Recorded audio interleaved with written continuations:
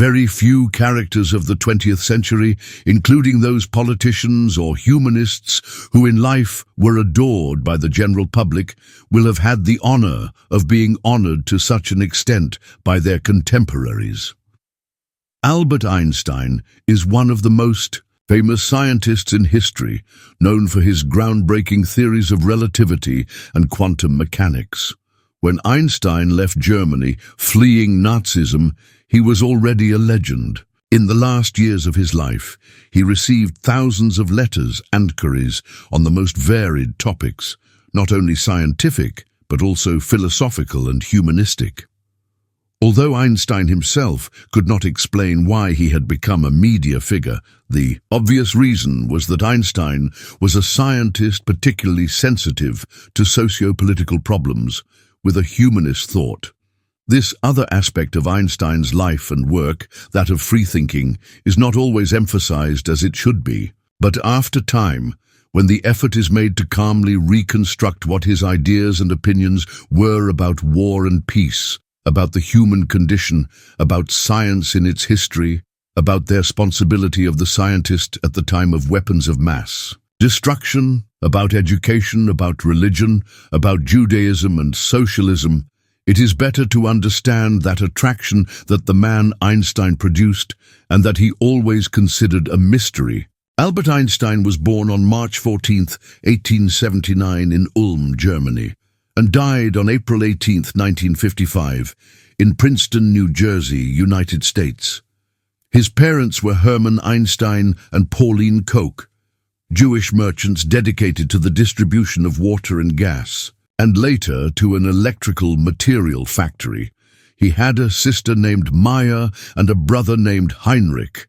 His childhood was spent in Munich, where he began his primary studies at the Luitpold Gymnasium, where he excelled in mathematics and physics. He also liked to play the violin, probably motivated by his mother, who was a pianist. Between 1888 and 1894, at the same Luitpold Gymnasium, he continued his secondary studies, standing out in mathematics and a little less in humanities, although his grades were always good. The legend that Einstein was a bad student is false, according to the documents that have been preserved. He later attended the Swiss Federal Institute of Technology, ETH, in Zurich from 1896 to 1900, and graduated with a degree in physics. The same year that he entered the Zurich Polytechnic, he renounced his German nationality for the first time.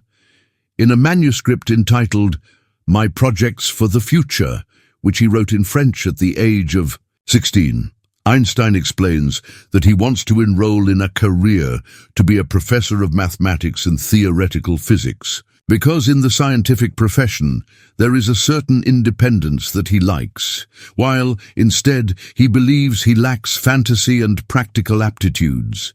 He had as a mentor and professor of physics Heinrich Friedrich Weber, 1843–1912, and as a professor of mathematics Hermann Minkowski, 1864–1909, known for his theory of four-dimensional space-time and his mathematical presentation of the theory of special relativity. In 1898 he met Mileva Marić, 1875–1948, a mathematician of Serbian origin, beginning a professional and loving relationship that culminated in marriage in 1903 despite the opposition of Einstein's parents. In 1900, he finished his degree in physics and mathematics at the Zurich Polytechnic and tried to obtain an assistant position at the university to continue his doctoral thesis, but without success. In 1901, he obtained Swiss nationality conditional on obtaining a permanent job. Not even H.F. Weber helped him obtain a position as university assistant, something that Einstein would remember bitterly. The professors did not like me because of my independence, so they put me aside when they needed an assistant. In June 1902, Einstein obtained a relatively decent job at the Federal Patent Office in Bern, which gave the newly formed family some necessary financial stability, very opportune, since in February of that same year he was born in Vojvodina, the first daughter of Albert and Milena, who was named Liesel. Even the birth of Liesel did not overcome the opposition of Albert's parents, and the couple were only able to marry until after the death of Hermann Einstein, who gave his son his consent to the wedding virtually on his deathbed in the autumn of 1902. In May 1094, the first son of Albert and Mileva, Hans Albert, was born. In 1910, they had a second son named Edward. It was not a happy marriage, and they ended up divorcing legally in 1919. Einstein worked at the Swiss Patent Office from 1902 to 1909. He himself recalled years later that this work was very useful for the development of his research and for establishing relationships with contemporary scientists such as Alfred Kleiner, 1849-1916, who directed his doctoral thesis, Max Planck, 1858-1947, and Arnold Sommerfeld, 1868-1951.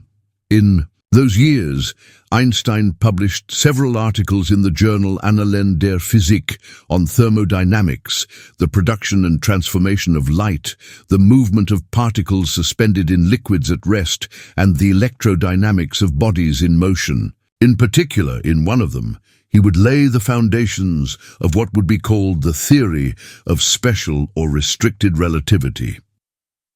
In 1908, 3 years after he published the paper on special relativity, Einstein was just a contract professor at the University of Bern. But by 1909, after leaving his post at the Patent Office, he was already an associate professor of theoretical physics in Zurich, and that same year received a first academic distinction in Geneva. In 1911, he was appointed Professor of Theoretical Physics at the Karl Ferdinand University in Prague. In 1912, he was proposed for the first time for the Nobel Prize in Physics. The other Einstein, not the scientist, but the Einstein who, in addition to conversing with divinity and with Besso and Grossman about the structure of the laws of the universe, and manifesting himself incapable of resolving minor and serious matters of everyday life, he cares about the situation of the human zoo and intervenes in it, is increasingly shown. He opposed them, a manifesto addressed to the civilized world by German intellectuals that justified the actions of the German army on behalf of the defense of culture. Gave his signature to another pacifist and Europeanist manifesto that deplored the war. He accentuated his anti-war demonstrations, applauded the beginnings of the revolution in Germany in 1918 as a step towards the demilitarization and democratization of society. At the end of 1918, Einstein wrote to Michel Besso, "I have the reputation of an irreproachable socialist. Consequently, the heroes of the day before come to salutame, believing that I can prevent their fall into the void." What a person!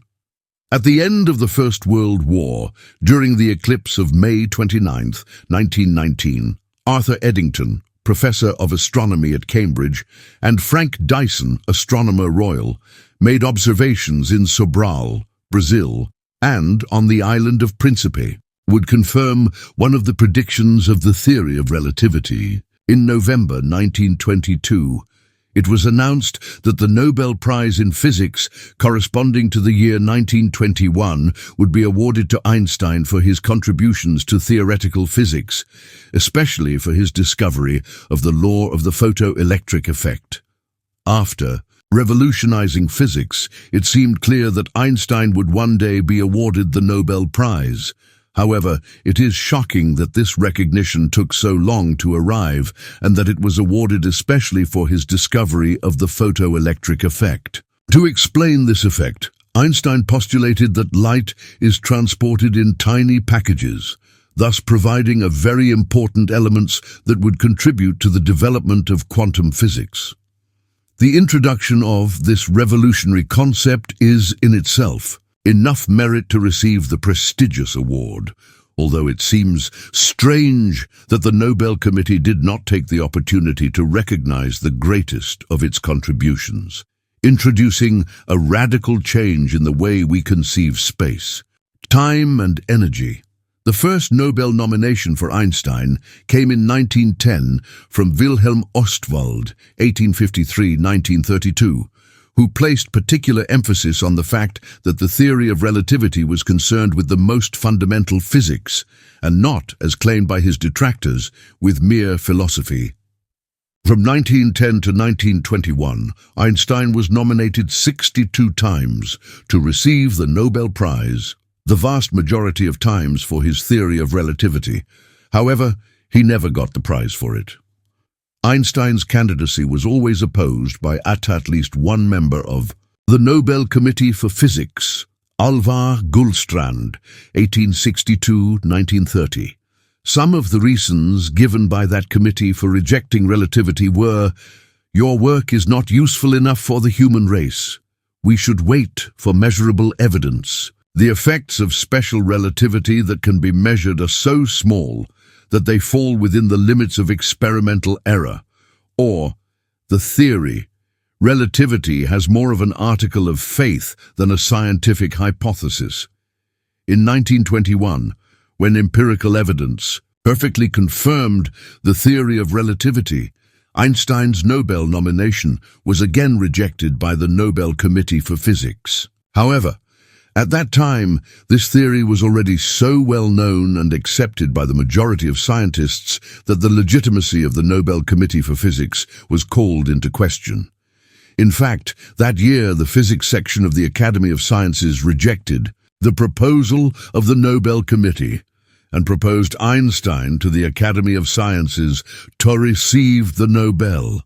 Gullstrand, very angry about that decision, wrote 2 letters to all the members of the Academy with the purpose of convincing them that Einstein should not receive the prize. Ultimately, the Academy decided to postpone its decision, and in December 1921, the Nobel Prize in Physics was left unassigned.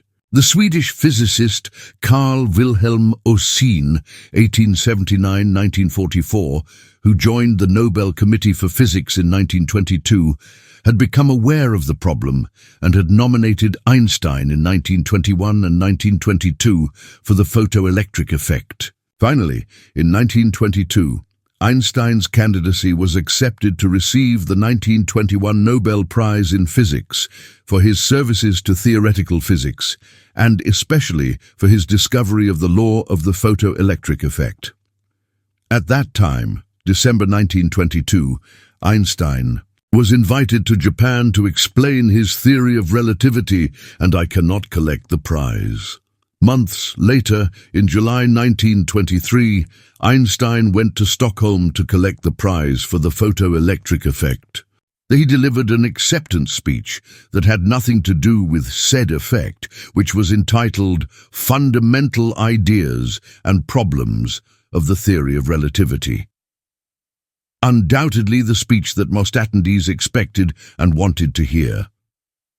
After the Nobel Prize in Physics was awarded, Einstein visited Paris, London, Japan, Spain, South America, Belgium, and the United States. In 1924, he accepted Prussian citizenship, although he attained Swiss nationality. In 1928, he was diagnosed with a dilated heart. Einstein continued with his scientific work, writing several articles on quantum theory and on what since 1928 he called unitary field theory. In 1933, Einstein understood that the rise of Nazism in Germany was preventing him from following his pacifist program, that it was going to be necessary to confront it. He advocated the formation of an international court and a supranational police force. Fearing for his own integrity, in the fall of 1933, Einstein emigrated to the United States to settle at the Institute for Advanced Study in Princeton as a visiting professor. Although he was received by the President of the United States himself, he was warned to keep silent on non-scientific issues and to refrain from participating in public events. Due to this warning, Einstein's public appearances were considerably reduced from 1935 to 1939, although he did not stop facing the barbarism that was coming, and even came to openly support the American League Against War and Fascism, an anti-militarist organization and anti-fascist whose most active members were communists. His confrontation with the Spanish intellectual Ortega y Gasset was also notorious because of a message from Einstein to the International Congress of Writers in July 1937, supporting the Spanish Republic during the Civil War, as well as the letter addressed to Roosevelt in 1939, drawing the attention of the North American president about the possible military use of atomic energy. President Roosevelt replied to Einstein's letter, informing him that he had decided to appoint an advisory committee on the use of uranium, chaired by Lyman J. Briggs, head of the Bureau of Standards. The first meeting of this advisory committee was attended by its president, the military Adamson and Hoover, and the scientists Sachs, Szilard, Fermi, Wigner, and Teller, but not Einstein. In 1940, Einstein was again invited to participate in a meeting, but he declined, leaving what would become known as the Manhattan Project, led by General Leslie R. Groves. The documentation known up to now allows us to ratify the opinion formulated at the time by Otto Nathan and Heinz Norden, two people who knew Einstein well and who dealt with him frequently in his last 2 years. His role in the process that was to lead to the bomb atomic energy was perhaps decisive when it came to attracting the attention of the North American president, but it was minimal when it came to carry out the project. At the end of 1945, Einstein wrote, "I do not consider myself the father of nuclear energy. My involvement in this has been very indirect. In fact, I never thought the pump would be used. In my lifetime, I only believed in the possibility in theoretical terms." At the end of his life in March 1955, Einstein went a little further. "If I had known that my fears about the development of atomic energy in Germany were unfounded, neither I nor Szilard would have helped to open this Pandora's box, because we didn't just mistrust the German government. Einstein hoped that atomic weapons would never be used, so their use on Hiroshima and Nagasaki were a blow to his pacifist mentality. He reacted as at the end of the 20s, intervening very actively in political and social affairs in his last 10 years of life, 1945-1955. His main concerns were the social responsibility of scientists with respect to the nuclear industry, the denunciation of armaments, the criticism of militarism and the militarization of political thought, the demand for an operational world government that would make up for the deficiencies of the United Nations, the recovery of the old idea of conscientious objection and its extension to civil disobedience with a Gandhian orientation, the defense of a new way of understanding political issues, and intervention in the problems of the polis. We can see in Einstein's interventions dangerous formulations in a world still dominated by colonialism, such as the proposal for a world government, but his attitude was always against the warlords and US foreign policy,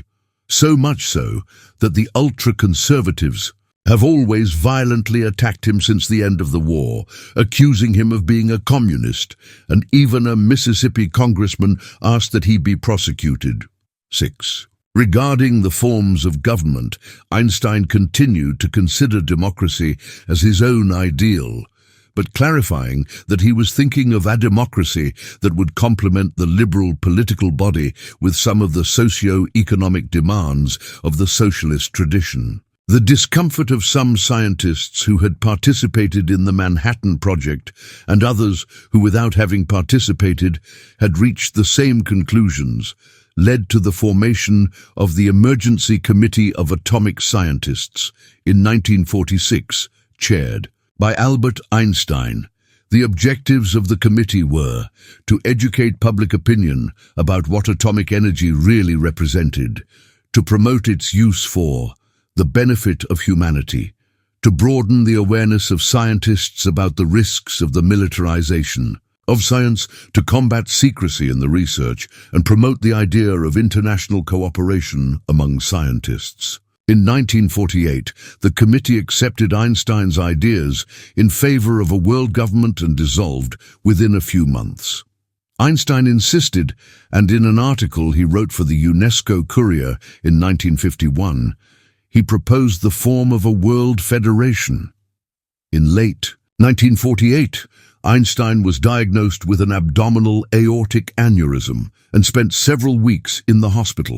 In 1950, he made a will naming Otto Nathan as executor, and he and his secretary, Helen Dukas, administrators of his assets. In 1952, his sister Maya, with whom he had lived since 1939, died, causing him great sadness.